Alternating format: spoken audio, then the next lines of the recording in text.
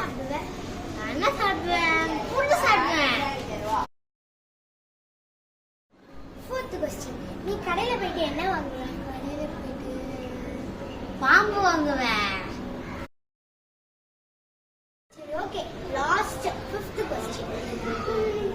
உனக்கு ஃப்ரெண்ட் யாரு? எனக்கு ஃப்ரெண்ட் மண்புழு, என்னோட பெஸ்ட் ஃப்ரெண்ட். மறக்காம லைக் பண்ணிக்கோங்க, சப்ஸ்கிரைப் பண்ணிக்கோங்க, அந்த ஷேர் பட்டனையும் ஷேர் பண்ணிக்கோங்க.